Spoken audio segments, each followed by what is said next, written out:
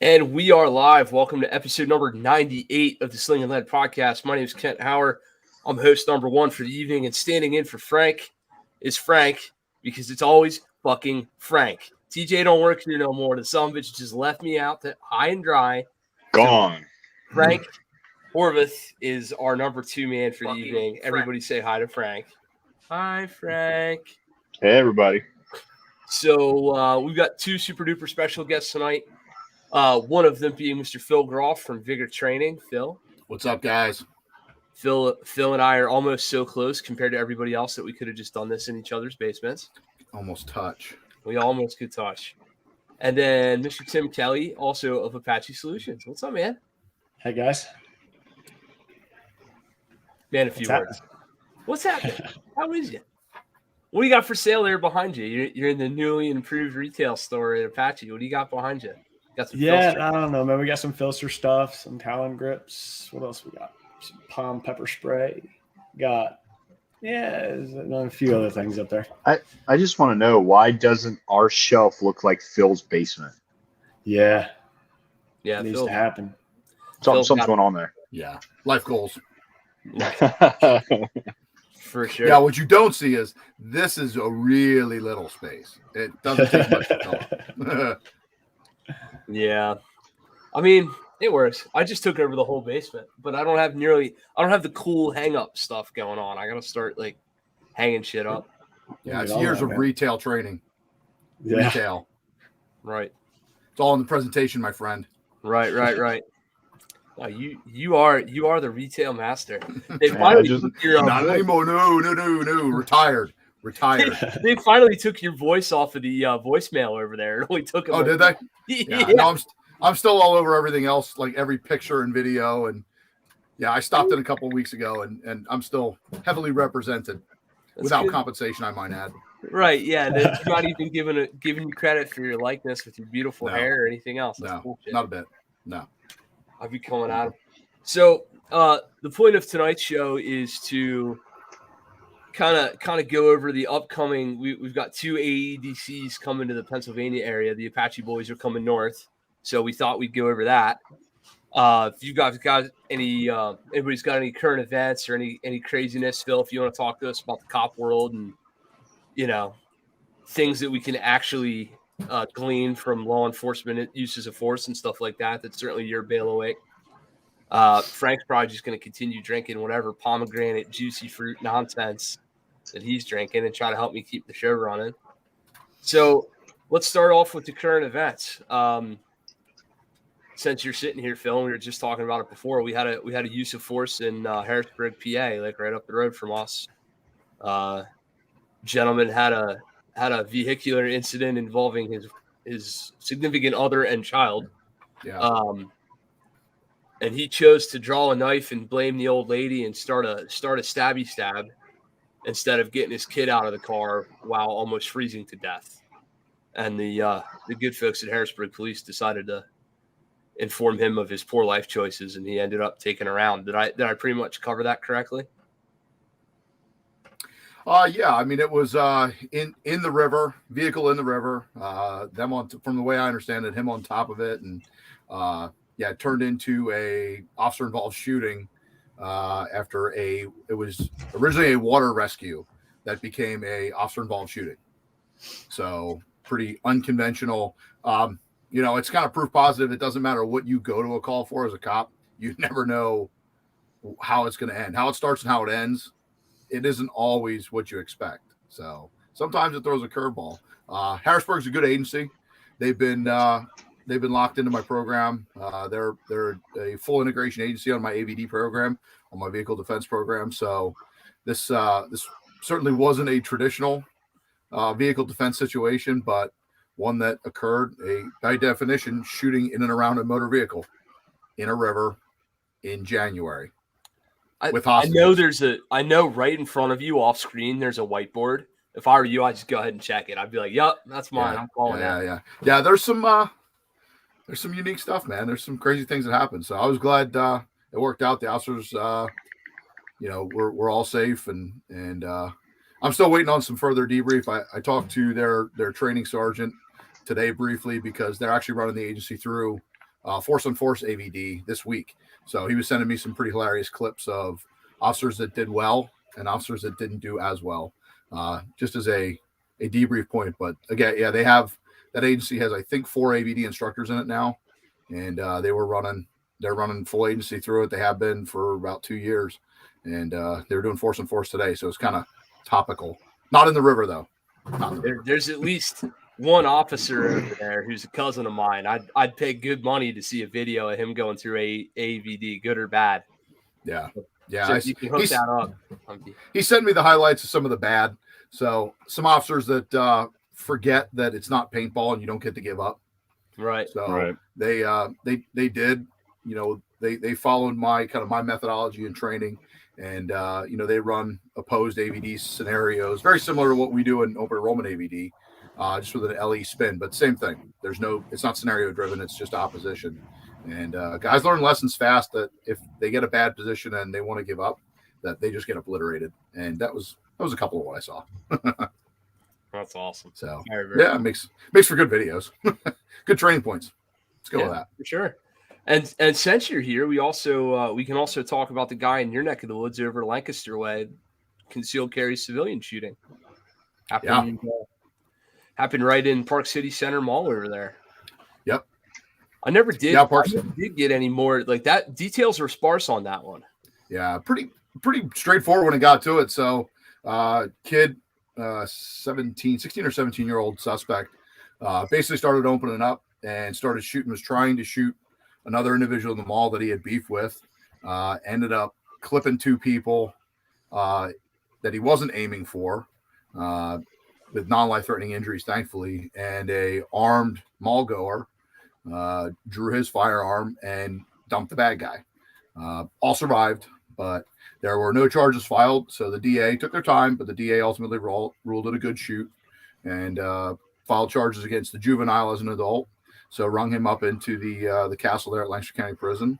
He's awaiting trial there. And the Good Samaritan, for good, for bad, he did a lot of things right. He did some things that were a little bit less ideal after the shooting, in that he stayed very, very Hollywood style gunpoint cover kind of situation, which can lead to some pretty bad outcomes once law enforcement interaction occurs. But he was fortunate in this case, so nothing bad happened. So he was in the shooting, held the suspect at that point at gunpoint until Ellie arrived, took him into custody, got aid to the injured, dusted everybody off, and that was that. So could have been real dicey though. Full mall, holiday time, Christmas time, and they were letting it fly. So as far as I know, ballistics information was there were 3 people shot, 2 by the bad guy, and the 3rd was the bad guy. So there were no errant rounds, no hits on bystanders or anything that good guy fired. So fairly decent shoot and a pretty solid defensive gun use. So no indications that the shithead that was causing the problem was going to stop until either he was out of ammunition or someone intervened. So score 1 good guy. I mean, we'll take him. Take him when you can get them. They're not always pretty. There you go. It's proof positive this stuff does work. It does happen. Who knows to what level that individual had or had not trained, or did he just get lucky or what? But yeah, no info. Don't know on that one. Right. Yeah, we'll have to wait for the ASP video for a couple months for the breakdown. Yeah. Right. Go get a hold of somebody and break it down. Right. Yeah, that won't be us. This channel doesn't quite have the bandwidth for that, so we won't be doing it. So let's see. Current events from the Apache boys. I done heard that there was a low light class taught down there. I hear that was pretty good. You found your experience illuminating, I take it. Yeah. Yeah, it was an awesome class, man. We had a really good workshop. It ended up being sold out. And I had Dan Brady came up to help out. Me, him, and Frank ran the class. Lasted about 3 hours. Went over a little bit, probably about 20 or 30 minutes or so. And but everyone had a really good time and got a chance to really go over their gear and see how their lights perform, whether it be their handheld or or their weapon mounted lights as well. And yeah, a lot of learning took place. It's a good time. Any coyotes dare to show up on the Apache range? No coyotes, not that night. It's a damn shame. Yeah. It's a damn shame. What about you, Mr. Frank? What do you got? I've been hanging out. As you guys know, some of the Apache and the gun set guys just came back from Tennessee. We got our master certification through Range Master, so that was pretty awesome. Phenomenal class, phenomenal group of shooters. There was 20 in the class, I think, Tim? Yeah. And man, just every single person was like pushing. The final scoring, we were talking about it at our debrief. And the final scoring was literally like one person was out of the ring, the next person was like 2 out of the ring. Like it was that close. It was pretty tight group, and very accomplished shooters in the entire group. So it was a fantastic weekend, and a lot to take away from it. Star-studded event, to be sure. Yeah. Kelly, Frank Orvith, Greg Ellifritz, and even Zach Cox. Yeah, and then the gun boys set from the guys. gun set crew, Yeah, Scotty and Sean Fowler, Dave. Dave Hoptry, Hoptry, yeah. There's again, those guys held their own. They're fantastic. Now, were y'all like outside of Royal Range signing autographs later on, or how did that whole thing go? Did they? Well, that was Greg Tim, Ellifritz. He got. Oh yeah, yeah, yeah. No, as leave it to y'all. At least didn't show up in a ragged out tour bus this time. So. Yeah, that's just because it was going to snow. Like the plan was set. We're going to bring a dune buggy out there and just tear up the streets of Nashville, but inclement weather prohibited us from doing that. I picture you in a kilt with an SBR, no batteries in the optic, but kilt SBR dune buggy. That's what I'm picturing. As a matter of fact, there were a couple of kilts involved. Of course, at the B&B, not during the class, but there were other shenanigans that happened at the class, but we won't go into that. Tim's still pissed at me over some of that. Yeah, I heard Zach said there was some funny business on the math again. Seems like every time Zach shoots in a competition, the math don't work. I don't know what's going on with that. We'll have to get back to you. Oh man, I'm just fighting words, Mr. Zach. Well, as for me, I'm just teaching private lessons, getting ready, training calendars, getting filled again, and shooting matches, all that good stuff. Still doing the tactical gun game shit. Speaking of tactical gun games, Phil, you posted up some circa 2014 Phil Groff shooting with no dot. Yeah, some old stuff. Little 8-inch handguard on the rifle. That was some good shit, man. Yeah, back when I actually competed. Feels like forever ago. It seems like it was forever ago, and then not forever ago, really. Yeah, right. Where was that? That was the Trijicon? Yeah, that was the Trijicon World Shooting Championship at Peacemaker. That's the one where they supply all guns and ammo, so you don't bring anything. You just bring yourself. Everybody shot level playing field, kind of. But there were certain companies, like there was a bullseye match that we shot with 1911 from a very reputable company, known for making 1911s for over 100 years, kind of company, starts with a C, ends with an Olt, rhymes with Olt. Right. And they couldn't get the guns to run. So if you got shit luck of the draw on one of the guns, you might have had a gun that wouldn't work, wouldn't keep minute of 6 feet at 25 yards. So it wasn't always a complete and level experience. You had to get lucky with the right gun selection.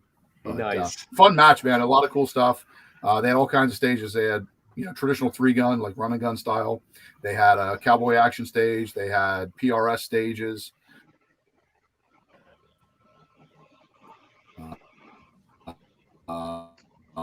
Bullseye, PPC. They had the mover from down. Phil's talking about such antiquated gun shit. His internet froze trying to keep up with going back to 2014. Yeah, for sure. Yeah. Got all roboty on us. You went all Mr. Roboto there. I think the Faraday cage that is your basement is keeping your signal from getting out. Killed it. Well, he'll come back eventually. Nice froze. Nice resetting the router. There he is. So let's see here. Why don't we have the Apache boys break down what is an AEDC course? We're here tonight to talk about Advancing Everyday Carry, which is coming up March the 12th, and then September the 17th, coming up to PA twice. So whichever one of you two engines want to talk about your AEDC stuff, why don't you guys go ahead? Look at Tim. I'm sorry, Tim. The folks from Apache, not the engines. All right. So Advancing Everyday Carry is a class we put together. I guess it's been a couple of years ago now. We've been teaching this, and it's meant to basically give somebody a real good path to really advance their everyday carry skills. So it's built off of our everyday carry class, which is an 8-hour class where we teach a lot of the technical skills involved in how to manipulate your handgun and that sort of thing. Whereas Advancing Everyday Carry is more of the applying those skill sets in more of a cognitive fashion and more complex environments and that sort of thing. So just trying to give the student an idea of what's really important and practical to really set on top of all of the foundation that they've already built. And what's really neat about that course in particular is, you can really see, that we kind of lay everything out. So again, what Tim just said, it builds off of the EDC course. And if you have those skills built that are taught in the EDC course down to a level of automaticity, the AEDC is still hard. Like there's just so much that you got to think about and so much that, cognitively that you need to process. It just adds something else to it. I mean, it's an addendum to the EDC, which is why it's Advancing Everyday Carry. It's the next step more to it. It's a fun course to teach, and it's even more fun to actually be a part of and take as a student. So there's at least 2 or 3 folks in here from the Pennsylvania area. One who's an alumni of mine for sure. As far as prereqs go, will you guys accept folks like, hey, you've had Phil's 2-day pistol package, or you've had my 2-day pistol package, or the prerequisites that we ask for in this class are that you've taken at least an 8 to 16 hours of some type of basic combative pistol type class, where you learn how to draw from a holster, where you learn how to manipulate your handgun in a more combative environment, and not necessarily just press trigger, don't disrupt sights. Because if not, when you start running into rapid decision making or movement and stuff like that, the wheels are just going to fall off. So that's the reason why we ask for students to have that type of prerequisite. So yeah, absolutely. If they've trained with you guys and you taught them how to draw from a holster, and you've taught them how to deal with a stoppage, how to reload their handgun, that sort of thing, in a timely manner, and you've set the standard and set the metric for them, then and they've held themselves to that, then they're most definitely a good applicant for the class. Very cool. So, like for example, what should their 1R1 time be? Yeah, I don't teach reloads. Yeah. Voodoo science. I don't teach it. That's only a partial joke. If you can reload your handgun in a timely manner, I think you'll be okay. As long as you're not going, what do I do with this thing? Yeah, what button do I push? Yeah, really. Yeah. I have a question. Yeah. Can I reload my gun now? Excuse Button me. lottery. I watch cops play that. Cops that don't know AR-15s, I watch them play button lottery. They just start pressing buttons till something happens they want. Oh, Yeah. there's a magazine drop. Cool. Sweet. Button lottery. That's funny. All right, so 1R1 time. We weren't given a solid answer on that. We'll just give a solid pass there. Yep, I think, evasive. Yeah, that was pretty evasive. I think Phil and I should we got to get out there and help those boys with their reload methodology. Uh-huh. Yeah. I really do. Okay. All right. Go ahead, bro. What? Do you need a time? Do you really need it? If it's under 3 seconds, you're okay. No, I'm clearly just fucking right at this point, really. I know you've had enough of me, Tim, but Frank, he's up there. He's about to spin his top off. God damn it. You just got done on the phone telling me you had a 61 round freaking. Yeah, I don't reload either. Right. Yeah. Yeah, I got a fun stick for days. It's excuse me. It is my new less than lethal. Yeah, there you go. Oh no, it's not a drum. It's not a drum mag. It's a stick mag. It's just freaking 2 feet long. It's a metal stick. It's metal. Yeah, it's aluminum. Taylor Freelance. You know what? Mm-hmm. I need to reload anyway, so I'll be right back. Go get that thing. It's fine. And while he's gone, we're gonna call John or Sarah from Filster, and we're gonna ask why we can't conceal this fucking mag he's gonna show. I don't understand. I mean, the Enigma's a great product, but I can't get my freaking 48 round mag to conceal. I don't know why. Yeah, ridiculous. I think he can handle that. So let's talk about some. I'm going to point out some stuff from your outline, without trying to give away the secret sauce, but some stuff that I think you do particularly well in this class that I think would benefit students. So, with your permission, of course, if I start going down a rabbit hole, stop me. But one of the things I was really impressed with was the way that you worked in movement in crowds with the pistol. You had a pretty unique way of doing that within safe and competent boundaries. You did a really good job of making sure that was taught while not endangering the rest of the class, but yet guys didn't feel like they were standing around waiting for like one single rep. It's a pretty good idea. Right. So talk through a little bit your methodology, or your thought process behind the methodology of teaching crowd work with guns. So I thought that was pretty cool. Well, I mean, you do. Phil can even attest to this. When you look at a lot of shootouts and that sort of thing, typically you're not going to be by yourself, and there's going to be other people around, and like the mall shooting and that sort of thing.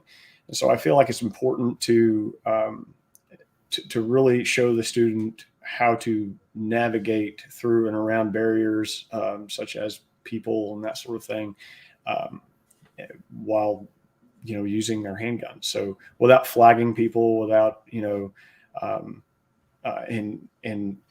sort of thing.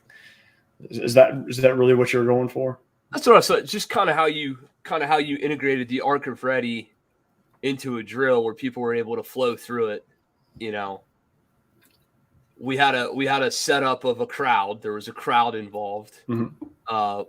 The way you managed folks, guns were rendered safe enough to do this, without being of danger to yourself or anybody else. Sure. And you're basically tasked with what I would call weapons flow, moving that gun from one ready position to another until you got to the intended target area, let's say, right? Sure. And that's a killer joke. Jesus Christ, look at that thing, Frank. It's a magazine bolted to a magazine. No, that's like legitimately what it is. So this is a 17 rounder. And this is my fun stick and a half. So it's 61 rounds. And so I shot it earlier, and it's fantastic. Like, I was really concerned with, with a spring that long, like if it would have enough pressure to really keep everything flowing and feeding properly. And the actual spring that's in here is like, I shit you not, like 2 foot long. Like, it was massive. And it worked fantastic without a hitch. So how was it to load? It's a little bit of a bitch, like especially when you start compressing everything. I like a Lapua or one of those speed bead loaders. Like it's almost a necessity.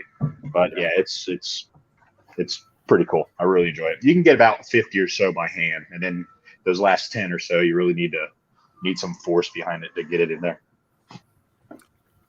Yeah, that's a very interesting piece of equipment that could help you advance your everyday carry. It makes total sense for EDC. I don't see a problem with it at all, really. Well, like I said, totally prioritizes practicality, right, Tim?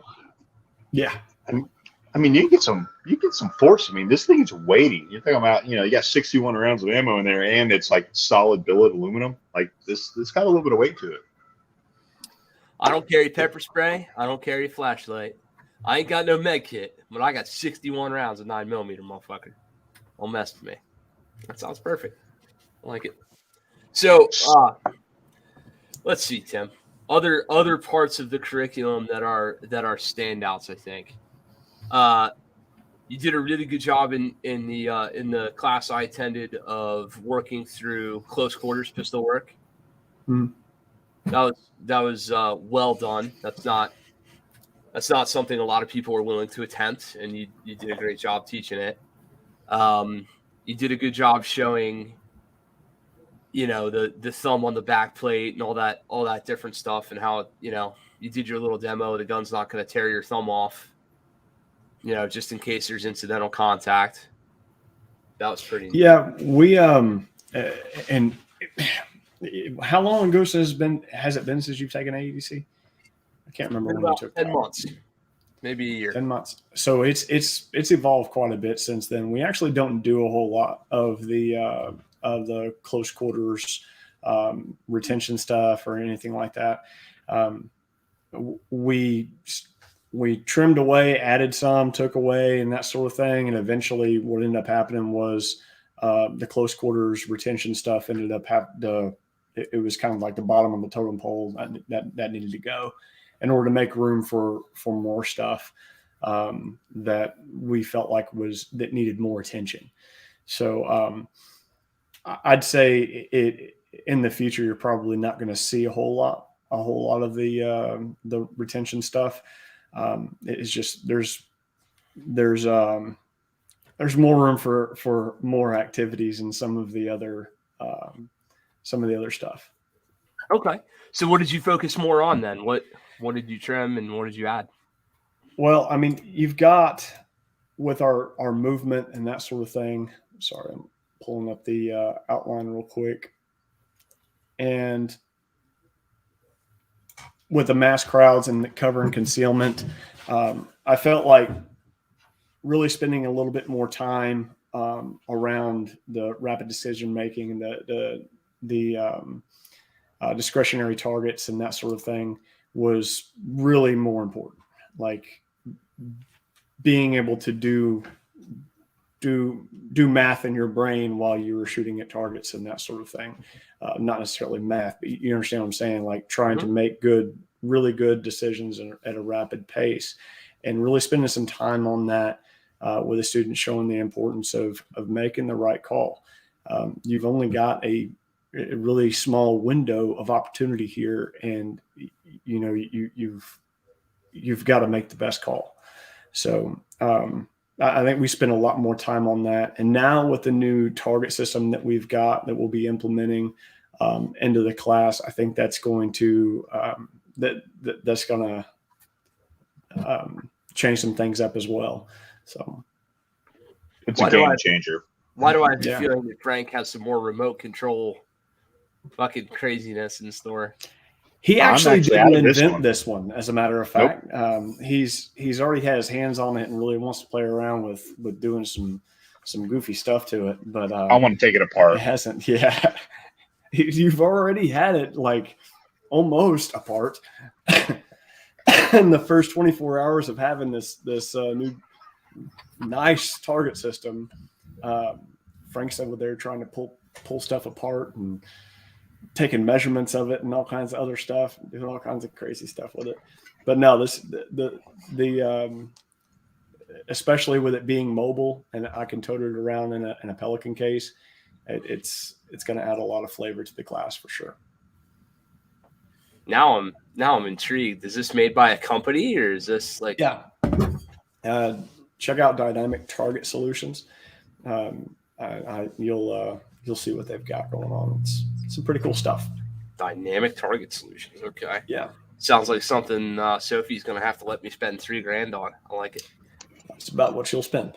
Yeah, you hear about say, man, you hit the nail on the head there. Yeah, you did. Now I'm with you. It's like a drone, but for shooting at. I like it. Not quite, but yeah. I'll leave that to our friend Brandon LaBeouf at Null Attack, flying around drones and shooting them out of the sky and stuff. That's his thing. How is he? I ain't talked to Brandon in a while. He stopped answering my phone calls. Well, last time I talked to him, he got really short with me. So, that's a shame. That's a short joke. I get it. That's definitely a short joke. If he was here, he'd be saying it's good. He's been staying really busy. Last I heard, he's been covered up with a lot of stuff. Here, I'll help him. Ready? It's good. There's solutions for those Apaches, those Indians for years and years. There you go. I got one of him. Yeah. On you. See how that works? Let's see. Derek says that target's wonderful. By the way, we got a real active chat tonight. We got Doc and Landon and Steve and Zach and Derek. We got Moose up in the house. We got Vanessa. We got Rotkney. Who else we got here? We got Kitty.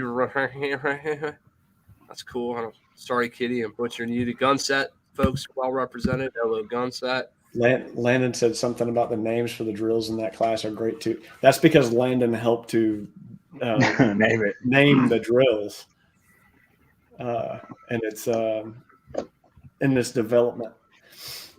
Sean's here. What's up, Mr. Fowler? So Doc wants a dad joke. I will not disappoint.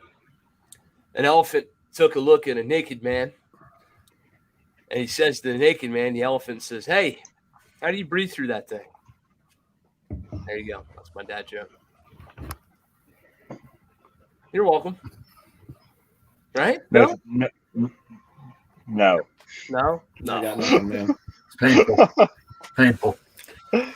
So Phil, we haven't talked, man. Are you gonna take the AEDC class? Yeah, I'm coming out. Yep. Cool. Awesome. Yeah, I'll be Well, there. you're hosting it. God damn it! You better be coming. I'm already seeing some folks sign up. So good. Should be a good one. I talked to a couple people reached out to me asking if hey, I see this on. We see it. Is this legit? Like, why are you hosting somebody else? So yeah, I was hoping we'd get some bodies that would take the jump on it. So that's good to hear. Right on, man. It's going to be good between Gunset people, Phil's people, and VMD people. It should. I can't imagine the first one doesn't fill, for sure. The second one should be good, man. You and I are across. We got a river between us, and you don't mix between the two. So the East River people and West River people they're not coming across that bridge to come to your club. So your people aren't coming across the bridge to come to me either. I cross the bridge all the time. It's pretty fucked up. It's still kind of like that. I got to go to Pittsburgh to get anybody west of the river to come to my classes. Did we have to cross a bridge to get there, Frank? I don't remember crossing a bridge. In what direction were we going when we crossed that bridge? I remember going underneath a very low bridge in a very long bus. Oh yeah, that was right. I remember you about having a heart attack. That was pretty wild. How the hell are we going to fit 46 foot of this through 8 foot of that? Like that's a question that gets asked regularly, bridge, but very narrow and short tunnel, and we've got this monstrous bus driving underneath this thing. Yeah. Dude, that bus still gets talked about at the club. Yeah. Awesome. Oh yeah. Awesome. Every time these guys go, this bus guy's coming back. And I'm like, we have a tendency to leave our mark. Yeah. Everywhere we go. You're known as the bus people up here. Yeah, the bus people. Oh, we have new transportation now. Now we're in a hobo RV. So yeah. I saw that was you guys said that last time, I think. The war van, yeah. Yeah. Oh my goodness. So let's see what else, Mr. Tim. What else should people know about this class coming up? These classes. Apparently, the link for the class. What's that? Steve D's asking in the chat for a link to the class. I'll see if I can't throw that up on there. Awesome, Steve. Yeah, you got to come. I'll be there. I would say come open-minded. There'll be some things that we'll want you to do, like, a little bit of role playing and stuff like that. And it's not it's not like this gimmicky, this is the scenario. Like, it's more of a, be open-minded and kind of go with the flow and be honest with yourself. How would you actually react to this particular situation? Just kind of, throw around some ideas and, especially, like I said, be honest with yourself, especially some of the drills. They're purposely designed to be challenging. And if you end up doing poorly and, you have this ridiculous number that's attached to this drill, don't beat yourself up over it. Just figure out why you did so poorly and use that to benefit you next time. Like, I'll tell you personally, like, movement was a serious concern of mine, even before, that AEDC, but some of the movement that we do in that class, I was able to perform to a proficiency because I noted that movement was a problem of mine, so I fixed it. Dude, you used to move like a drunk baby giraffe. Oh yeah, it was bad. Just all really feet. Bad. Just all feet. Yep, and there's a particular drill in that through that course that is a lot of movement. It's a lot of a lot of moving, a lot of shooting, and because of that, I'm able to go through that drill not just past the par time, but like come way under the par time, because of movement. Now, hear me out. I'm no Landon. Like, I'm not some freaking quarterbacker that's just plowing through shit. But I can get from point A to point B without tripping over my feet now. Anyway, sports ball, yay, sports ball. You said quarterbacker. I don't know what the fuck a quarterbacker is. I think you mean linebacker. Whatever. I do the doobly doo. I don't do the throw. Right. Oh my goodness. So let's see. The chat wants to know about the status of the Apache cattle farm. What's going on with the cows, Timmy? No, you don't get an update. Oh, I'm so very sorry. The people on the internet asked. Cow's still alive. Cow's still alive. That's what you get. I dropped Zach off the other day. It was snowing, and all I could hear is "Murr." Here's your link to the class. So, sorry, I had to. For some reason, there was a glitch in the tickets there, and I had to fix that real fast. Anyhow, the class will really challenge your automaticity and technical skills, right? If you do not have those baseline technical skills down to a pretty sincere level, you're not going to see good results in a lot of the other applications. Some of the exercises and the drills we run tend to be a little complex, and they involve a lot of brain work. So if you're what's the word Trey's always using? Bandwidth. If your bandwidth is tied up on how do I make this thing work, you're going to run into some issues.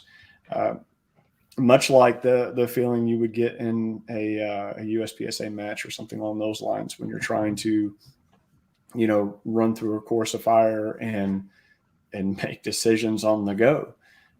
It's kind of a little bit like that. Or it's an introduction to that.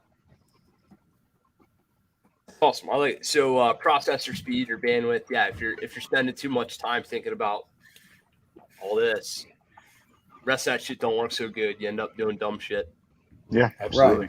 Right. I like to think that classes like this really help set the student up for success in terms of taking one of Phil's classes, taking Phil's armed vehicle defense or his armed home defense class. It really helps to set the student up for success for that, because you're taught how to move, not just hey, go move over there and shoot. You're really taught how to move, and you're taught how to chunk those skills together with everything else. Tim, I gotta interrupt you. I'm sorry. Hold on. Landon says you need to add more movement. I'm sorry. So when you're taking Phil's AVD class, and I'm like Ron Burgundy, it's on the screen. I have to read it. Go on. You jump out of the car, and the first thing that you hear is Phil saying, "Watch your muzzle," or something along those lines, or don't cross your feet, you're going to trip and fall, or something along those lines. That's what this class is for. Really try to help to introduce you to those type of things, so you don't end up in that class, and you can really pay attention to some of the more important stuff that he's got to talk about in the class. And I feel like you cheat yourself when you sign up for that class, is like a class like that, and that's the first class you've ever taught. Is the whole time you're just thinking to yourself, how do I not shoot myself or somebody else? How do I not seriously screw up and either at the very least just embarrass myself, but more importantly, how do I do this without getting hurting somebody else? It really doesn't. You're really doing yourself a disservice if you don't link those skills together prior to taking a more, I hate to say the word advanced, but yeah, a more complex class. Yeah, it's a terrible first class. I mean, I don't get it often, but occasionally I get people coming through that, they have that sheepish discussion with me before we start even the chair drills that, hey, I've never been in a formal training class before. And that's usually not a good plan. Sometimes you get guys, yeah. Who knows why you would take a class like that? Like, I don't, no idea. So they don't know what they don't know. The old cliche, they don't know what they don't know. Yeah. And you're still really good at getting them through it and that sort of thing. And they're going to, you're just not going to take away as much, you're not getting as much as you could, because your brain is too focused on, some of the other stuff that you could have learned and helped and developed earlier on in either other classes or in your own practice. And Phil's class, that's not the only one. Even the armed home defense class, you may not be so worried about hurting, like seriously hurting yourself in that class. But I mean, how many times have you seen some skilled shooters, they're flagging themselves, or they're flagging somebody else, or they're shooting themselves, or shooting, their partner or not partner, but it's or doing wildly really untrained things that they've never done before. Yeah. So I mean, tucking around the corner and stuff like this, and yeah, I mean, you see the Somali pirate come out when they get shot at. So it happens. Yeah. I mean, it's a context driven class, which requires, to get the most out of a context driven class, that requires that undercurrent of a base skill that allows you to focus on the minutia of that type of class, as opposed to individual skills. And if you're not there, you do lose it. That's why I do see people that come through and repeat both those classes. And a lot of times the most common thing you hear is the first time, man, it was too much and it went over top of their head. And when they go through a second time, they're able to grab onto small individual bites of it and then get a deeper understanding. Well, man, I'll tell from personal experience. Like, the first time taking the class, especially the ballistics demo and the ABD course, like, it was wow. There's just so many nuggets here that I attached to. And then the second time I took the class, it was like, all right, yeah, I heard that. Ooh, I didn't catch that last time. You know, I mean, there's just so much good stuff that's packed into your courses. You know, AVD and the armed home defense. Like it's just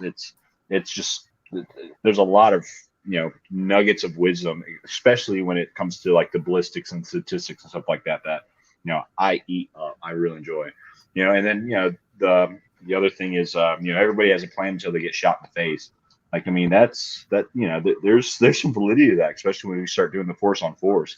You think everything's going to plan, and then your sim gun, it has a 3-way fuck up going on. You're like, it's either you have the automaticity to be able to fix that shit and keep going, or you go, fuck. Oh, shit. Yeah. And then you eat around and get shot by a kid. you eat around in the knuckle, and then that changes the game again. Yeah. Now it hurts on top of everything else. Absolutely. Right. For those that don't know, there's a slightly infamous video of Tim going, "Oh shit," and me going, "Poor guy, dude." Yeah. Tim, I'm telling you what, your team is mutinying on you right now over these farm animals. I guarantee it, dude. That's fine. I can't have nothing. My phone is blowing up right now with people texts of like cows and tactile knocks and all 9 yards. So it's phenomenal. You might say that the Apache people are going hog wild. They really got Tim's goat. They got the whole steer. This is not a good idea. Teresa's over here talking about getting Sophie involved. This is not good. Dude, if a cow shows up at my house, y'all can joke all you want. Cow shows up at my house, I'm murdering that motherfucker and eating it that day.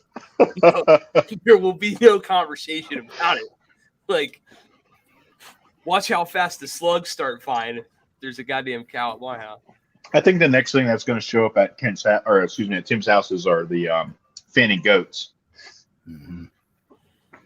That's next thing that's on the docket. So I've heard. What is it? What is the freaking story behind this? Like, I'm really missing out here. T got a cow.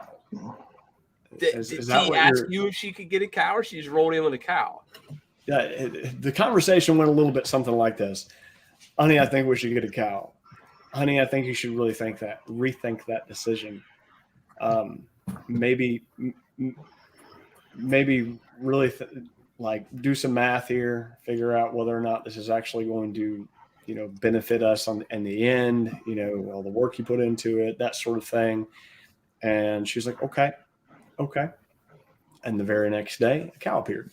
That's pretty much how it worked. Yeah. No, she drove and got a cow. Like, she went and got it. Yeah.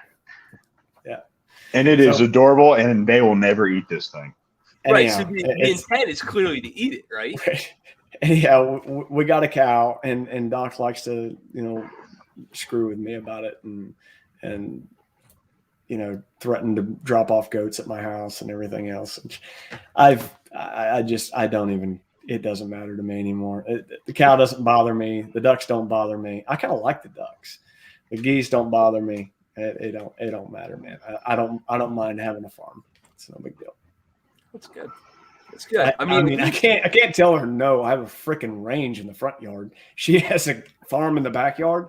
Really? I mean, what am I supposed to be like? No, you can't do that. Right. Range. Come on. The whole thing as husbands is really we all pretend that we're in charge, but we all know none of us are. Yeah. Phil might be. Phil might be in charge of it. He's giving me the dolphin. He's like, I ain't in charge of shit. Yeah. I'm just quiet about it. Yeah. So, oh my God, donkeys! This whole thing has just gone to the farm show, man. This whole conversation over here, I can't even look at #truth. Apocalypse ready. T's ready for the apocalypse. This brings me up an interesting point, fellas. We ought to let the wives run a podcast for the night. Yeah, man, you should definitely do that. Look at Frank. I mean, don't put it on the internet. Yeah, don't do that. Let's just tell them it's on. Oh God, there's a blinking light. It's on. Don't worry about it. Yeah, we're recording. Sure. Oh man, this is good stuff. Poor Tim. You trying to be all serious. Let's keep being serious. Tim, what would you say is the most difficult block of instruction in the AEDC class? What's the thing that you're like, oh shit? Man, I don't really look at this class like it's, I don't say it's difficult. What's the most involved? Like when you're looking at the outline, you're like, oh, here it comes. I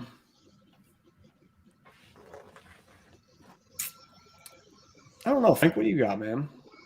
I was just trying to think of the same. Probably just like, some of the day 2 drills, like wrapping everything up. Well, I mean, what's neat about the class is like everything builds off of itself, but like each piece is like its individual thing.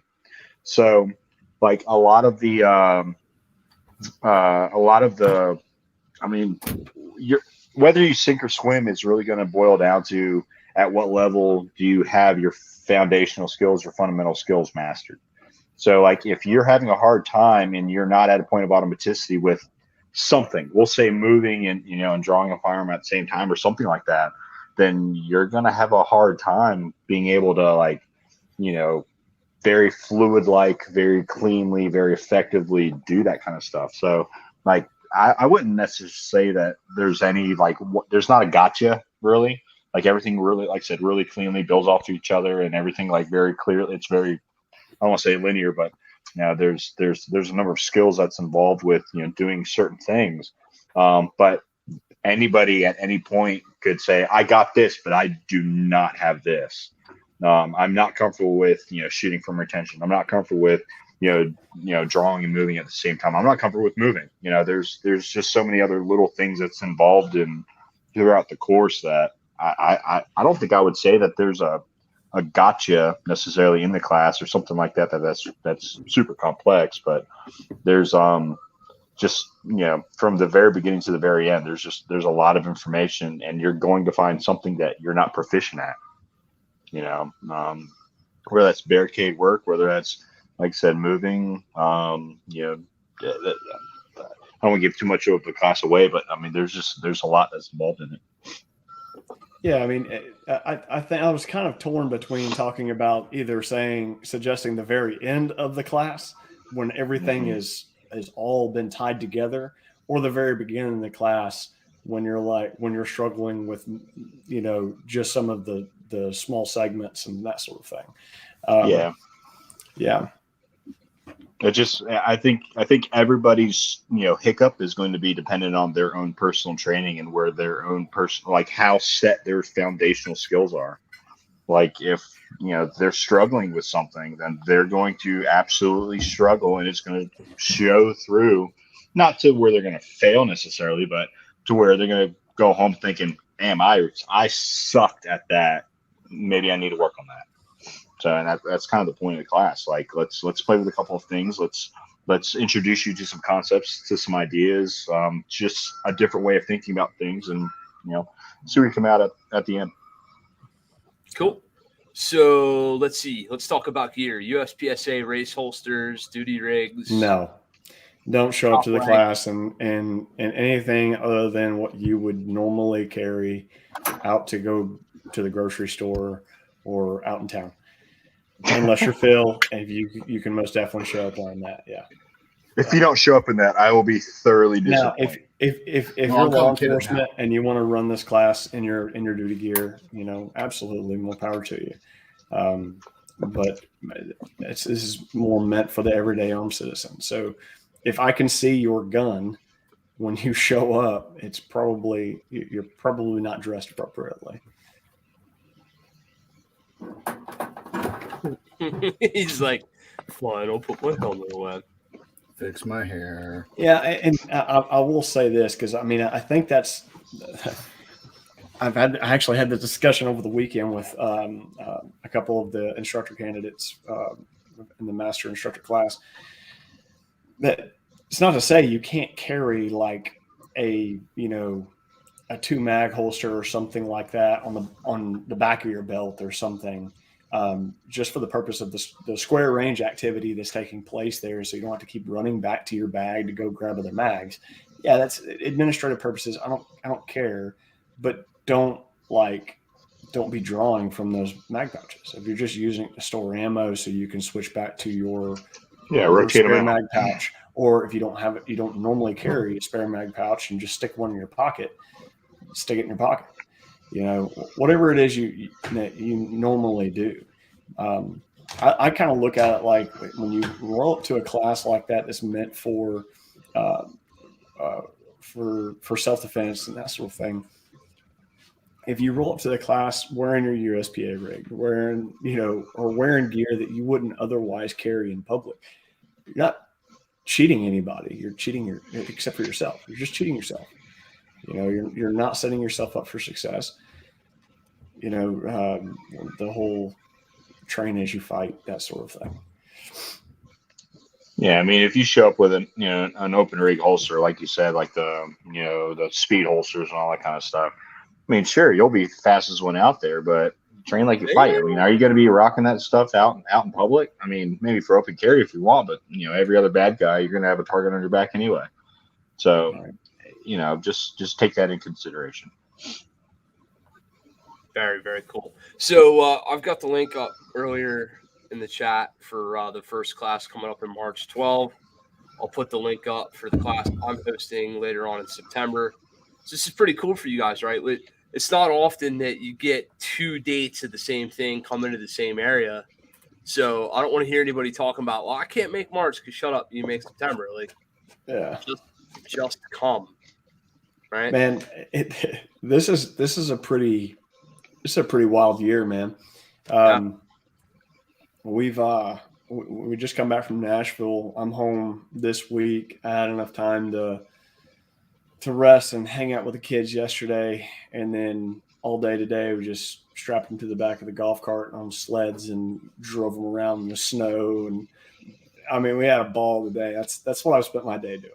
It was a blast. Leaving again this weekend to head down to the coast to go see Dan Brady. We're teaching 2 different workshops down there at his range, on one on Saturday and one on Sunday. And then we come back from that, and then we'll be prepping for the March class. I mean, we got a couple of workshops up here in between then, but there's gonna be a lot of preparation for the AEDC coming up. But the AEDC, when Phil asked me to come up, he gave me the date, and I was like, I got a class scheduled that day. Well, we made it work. So it looks like Zach's taking lead on teaching the EDC class, and he'll have an AI and maybe a coach or something helping him out here. So he'll be teaching the EDC class here. Frank, I don't know if Frank's going to be there or not. And then I'm coming up to Phil's place and come back and yeah, I almost forgot. My AI for Phil's class is Mr. Ken Howell. YouTube sensation, baby. That's right. So you're going to be helping me teach the class. We come back. John Farnham's going to be here and teaching his DTI instructor development class. The very next weekend, we're down in Texas teaching at TACCon, and it just keeps getting busier and busier after that. So we're absolutely freaking slam packed. I'm tired. You guys are teaching already. We just got started. At TACCon, you guys are teaching a whole block on 1R1, right? Yes. One reload one. Entire. If there's any seats still 8-hour block on that. Yeah. Sign me up. I'm in. I'm down. It's a gap game. It was sold out within 12 hours or something like that of them releasing it to the public. So you got a snowball's chance in hell. But maybe next year. See if we can't video. That's awesome. I'll practice my dry fire one reload one till then. So we had a question in chat about folks coming down to Yadkinville. Phil, when's the next time you're going to teach in Yadkinville? Yeah, 2022. When am I coming down to? I don't remember. December, and then I got to think. I know we signed up another one. Hang on. I'm finding it. This summer, ish. And there it is, Ground and Wounded on June 25th and 26th. Yeah, there it is. Yeah. Bring it down to Pins of Pain. Yeah. That's going to be fun. Yeah, Pins of Pain's fun. Well, little bowling pin action, little making dudes run guns with their hands all fucked up and all that stuff. Massively so. Absolutely. I've just seen videos and pictures of, people having duct tape on like cords attached to them and all kinds of bricks and shit. And while they're drawing their handgun trying to shoot at a target. Yeah. Oh, yeah. I've seen the stuff. I'm looking forward to it. I told Phil I said, fun. Phil, I want to learn your grounded and wounded shit. He goes, okay. He got out the bowling pin. I thought he was gonna tie it to me, thumped me over the head. He goes, now shoot. I'm like, God damn it. Well, that wasn't very nice. Yeah, there's a lot of good stuff, man. That program's been in evolution for a long time, and I've come down. It's simple to put on now, but it focuses on getting you to maximize what you still have, which ultimately, if you got to shoot injured, is what you're talking about. And there's a big gap in a lot of compromisability programs that, I call it the wounded wing theory. So there's a lot of programs where as soon as you go to shoot one-handed, it's, tuck this one up. It's a wounded wing. I can't use it, but once you start talking to doctors and you find out the amount of injury it takes to truly knock a limb completely out is catastrophic. It's an enormous amount of injury in most cases. So when we get to the compromise portion of this class, it is about managing the 4 primary physical compromises. So how do you set them up? How do you simulate them safely?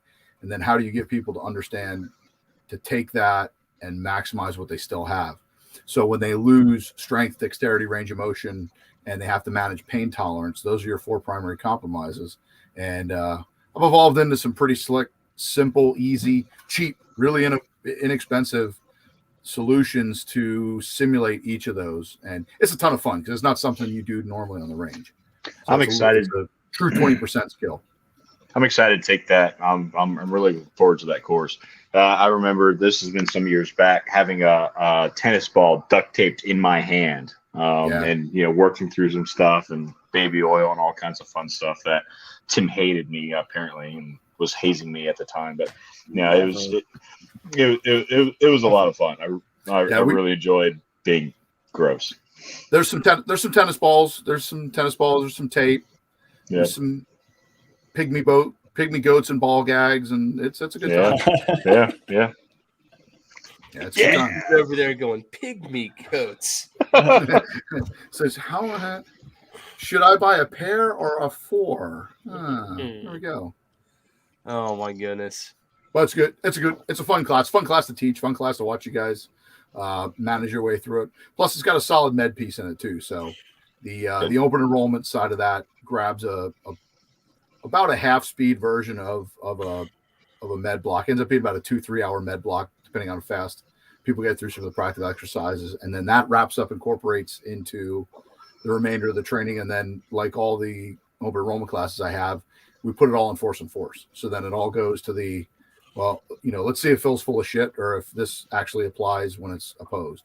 So it all gets down and the angry bees come out, and all the fun stuff you do in live fire, you replicate and you do again, but you do it against each other.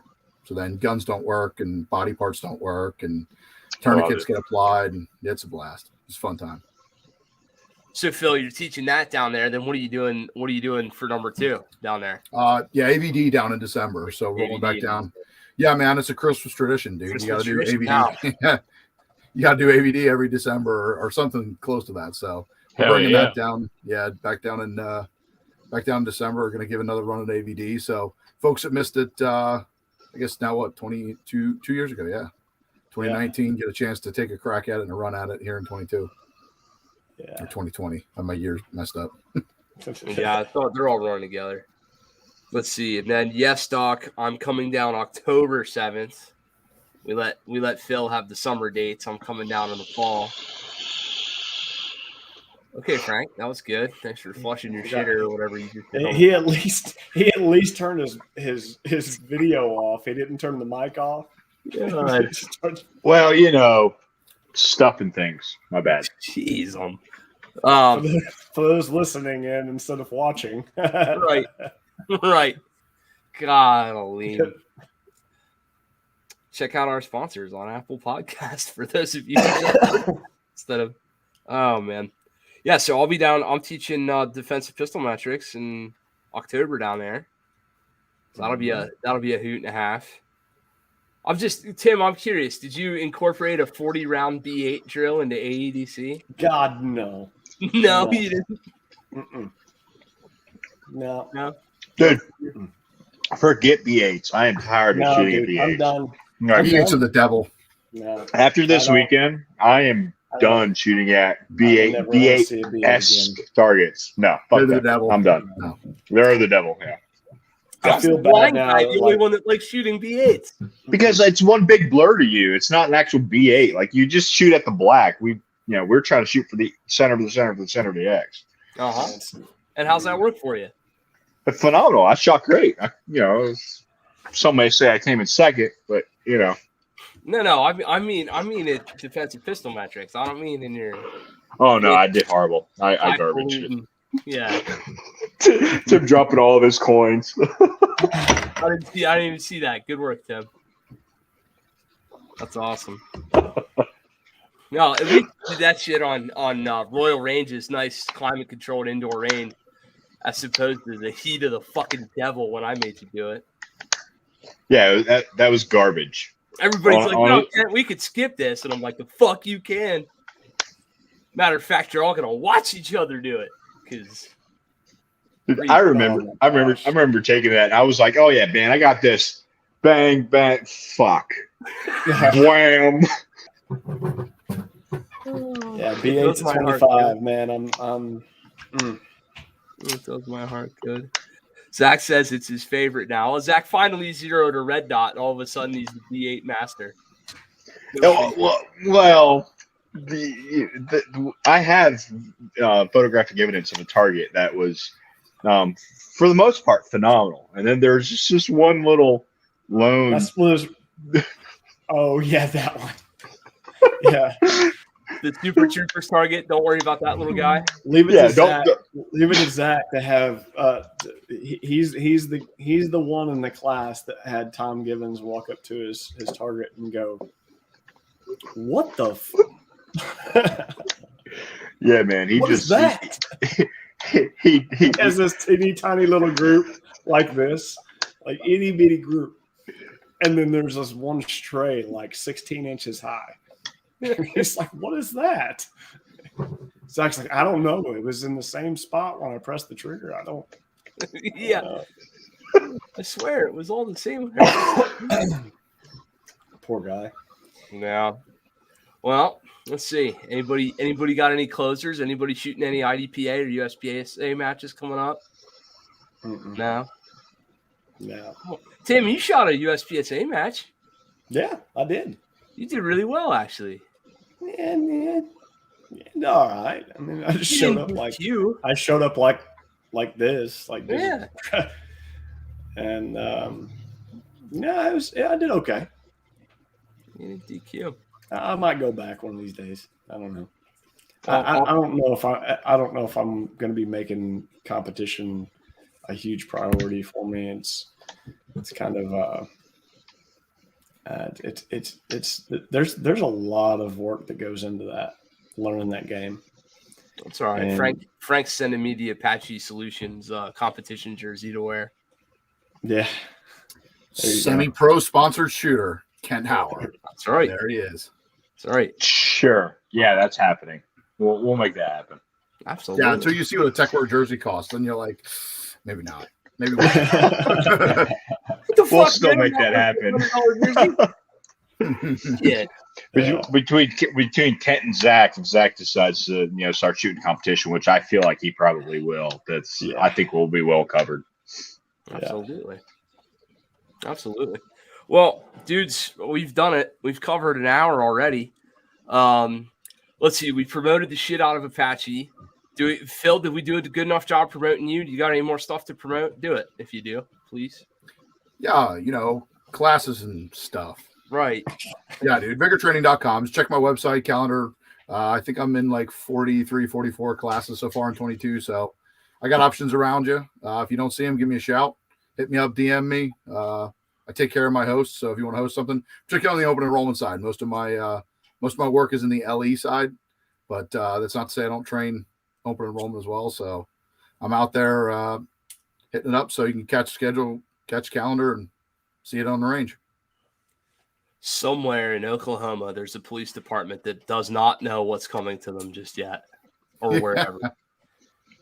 Yeah, all over, man. It's a good year. So I've broken west of the Rockies. I'm going to be in California in March. So talking to Portland as well. Might be rolling out to Portland at some point later this summer. So gonna be a good year. I'm all over. I thought they defunded those guys. I thought there was no police. They massively defunded them, and they're hating life, but they still got a core group of guys that are trying to do the job. So yeah. Hey Phil, have you ever been able to run like your AVD at an indoor range? Has that ever been? Yeah, I have done it on indoors on the LE side. It takes some modification, and it depends a lot on how picky they're going to be. Usually on the indoor range side of things, I get real specific about vehicle setup. Right. Normally things like fluids and stuff like that, we don't worry too much, but trying to drop fire hazards, and some of the drills get modified just to accommodate and keep less rounds and less frag out of the range. The biggest modification, as you guys know, I run a ton of steel, and on the most indoor ranges, I lose that. So they become, it's a little bit more, do a run, score a run, take a look, reset. So it cuts the flow. It can be done in most cases. Just some modifications, because you usually don't have a 90 degree. You got to modify the drills a little bit. One good side is usually rolling the cars is simple. So no ruts, no rocks, no logs, no mud. So that's pretty nice, but it can be done.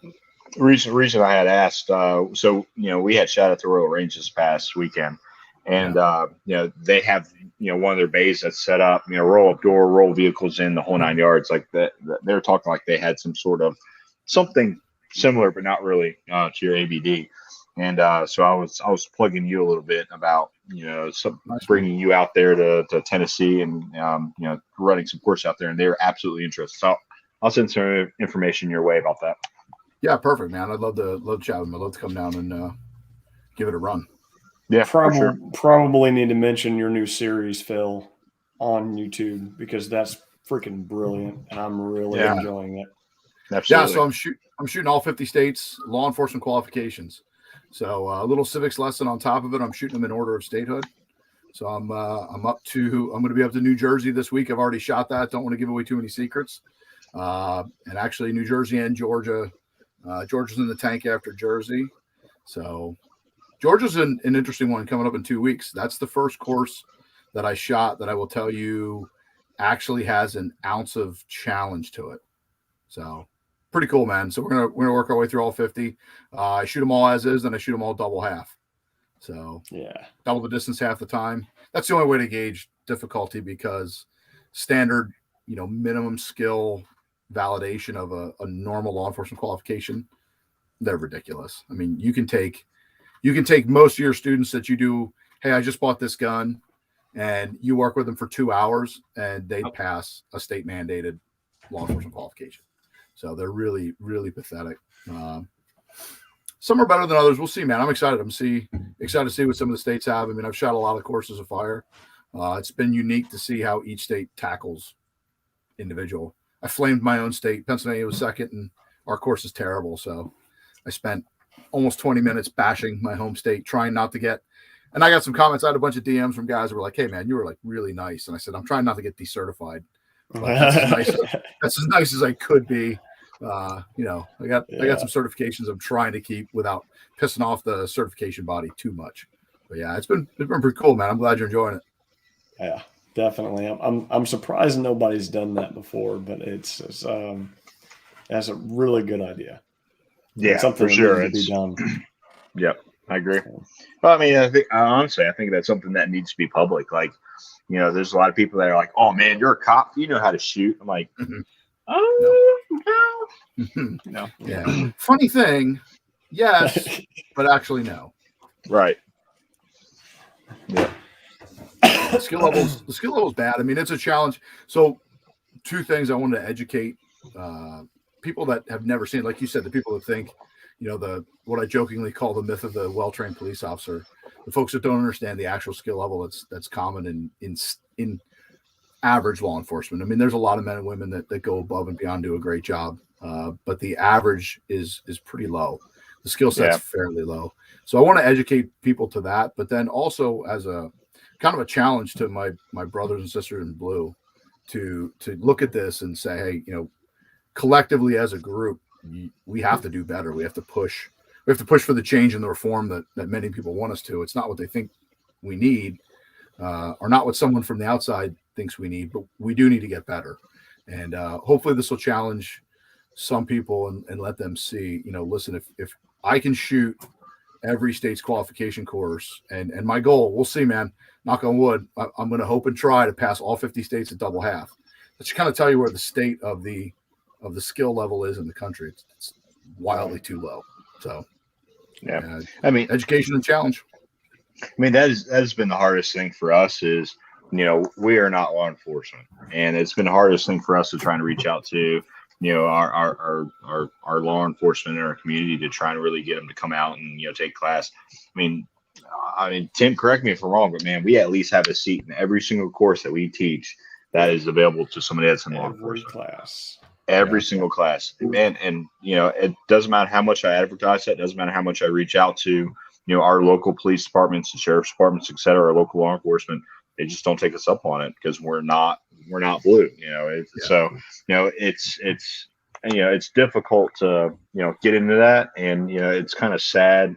Yeah. I think actually Gibbons, said it the best, this past weekend. He's like, man, cops don't want to do that because they don't want to be showed up. They don't want civilians to outshoot you.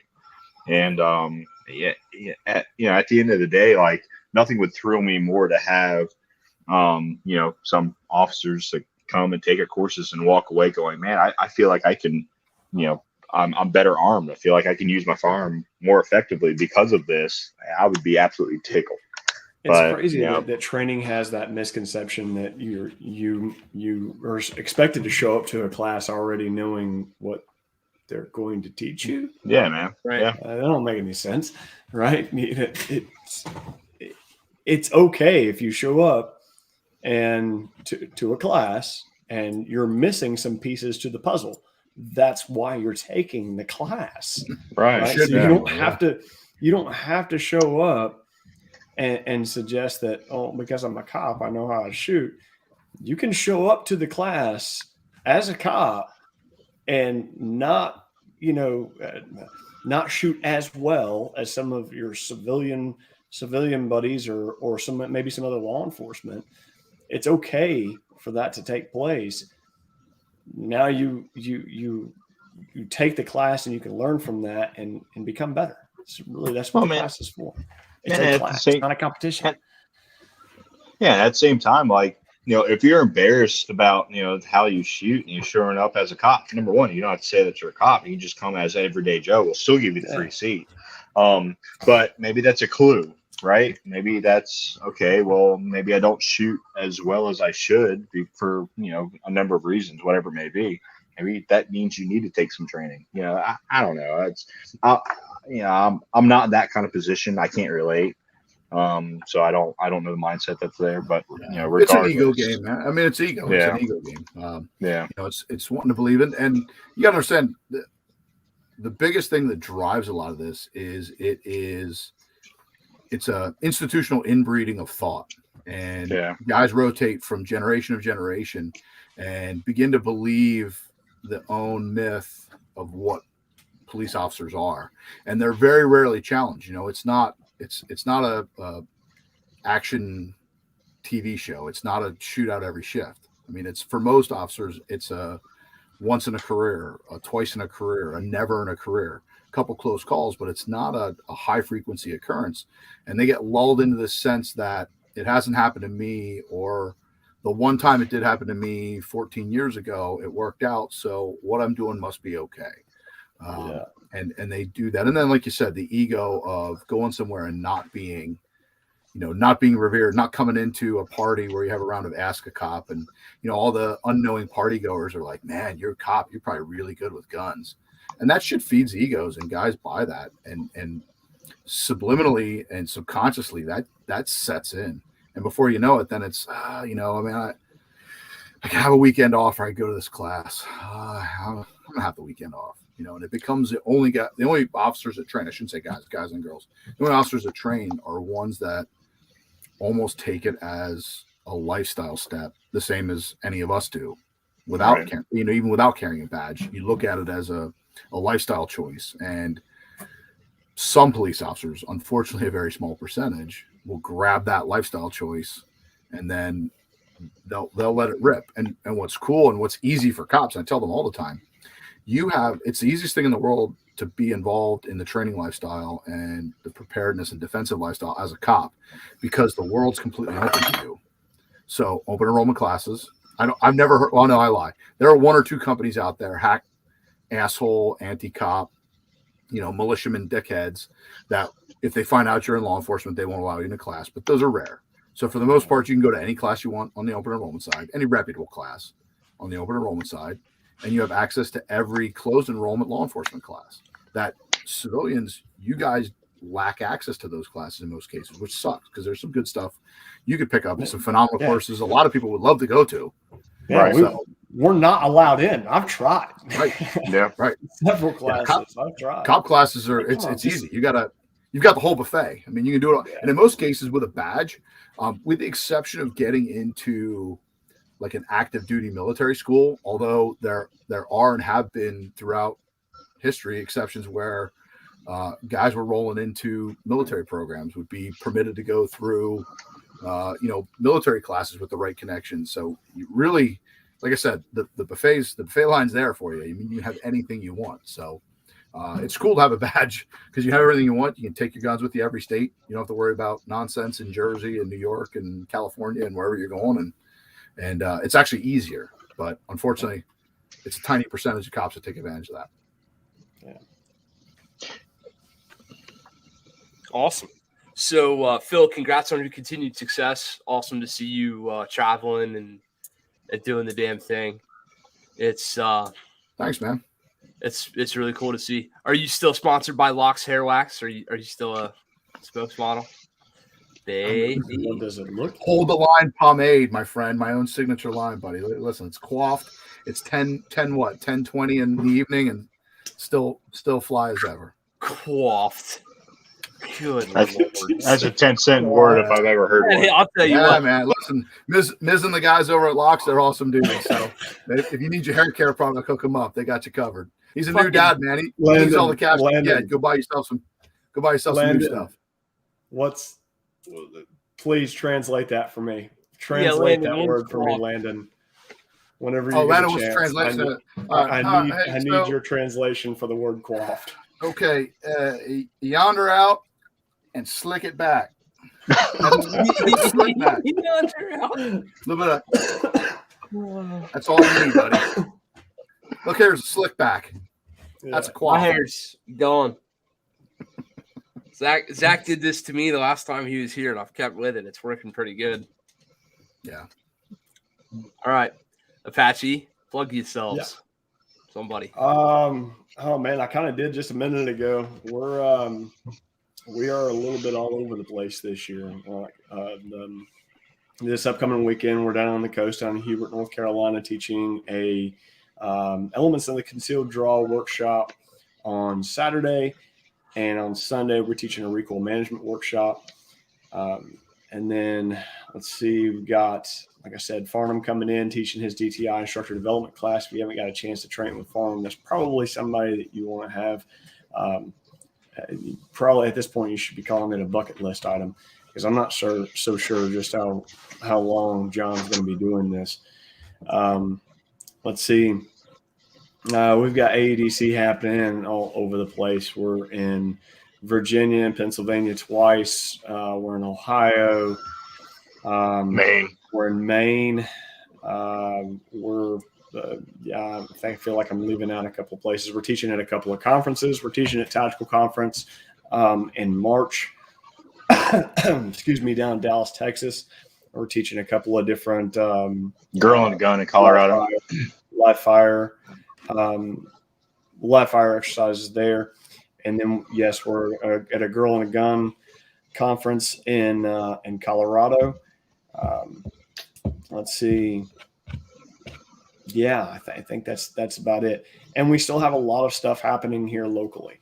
A lot of different, just small workshops. We have a couple everyday carry courses on the books. I know the one in March, as I said before, Zach Cox is going to be taking the lead on that. I think Frank's going to be nearby for it. Let's see. One-on-ones still going strong. We've had to shut down for the last couple of days because of the snow, but we'll be picking right back up here before too long once the roads get cleared up enough to where folks can get into the range and that sort of thing. We'll be back to it. So that's it, man. ApacheNC.com, and check us out on Instagram and FaceBase. Yeah, check out Trey doing his videos about being lonely at the shop all by himself. That was that not perfect video, dude? the funniest video? That was phenomenal. Trey's laying on the couch stroking Mickey Mouse's hair or whatever. He's like, Yeah. bring me lunch. It was amazing. Awesome. Let's see. Sling'N Led podcast. Check out all the affiliates, www.greenmountaindefense.com/affiliate-links. If you're going to buy gun shit, you might as well buy gun shit from people who support us. Shout out Primary Arms. Appreciate you guys as always. And what can I announce? I can announce that if you're training with me, you'll now be able to buy medical products from North American Rescue and holster products from Filster right off the range, right off the back of the bucket, coming off the back of the pick-em-up truck. So we've got a little assortment of Filster stuff and medical stuff that we're going to be bringing to class, mainly because I'm sick of hearing y'all tell me that your holsters suck and your stuff doesn't work, and where can I get that cool whiz-bang awesome thing you have? Shut up, here it is, pay me. That's my new deal with that. So we're going to be doing that stuff. My goodness, are we doing some shit? We are hosting Shotgun Class with Ashton Ray. We're hosting Tim Herron again. We're hosting Apache Solutions on the west side of the river. You fucking Easterners, you can have that shit. We're hosting them on the west side. Yeah, west side? Something like that. I don't know. That's coming up too. Look out for stuff from MSP. Look out for stuff from Bill Rapier coming up. I feel like I'm forgetting some hosting. If I am, I'm sorry. And we'll be teaching defensive pistol metrics here in Lewisberry, over in Ohio when Scotty and I get our shit together, and down in North Carolina. So that's all going to be well and good. We're still doing the CCW Essentials class. That's happening here in PA half a dozen times. Handgun Fundamentals is still happening. And we're offering med classes now. When I say we, I mean I'm smart enough to pay somebody else to teach my med classes because # not a doctor. So I ain't doing it. I'm riding right seat projector bitch for those classes. So happy to have you guys come out to med class and do all the things. The podcast is getting old, not in a bad way. This bitch is 98 episodes old. Right? Giddy up.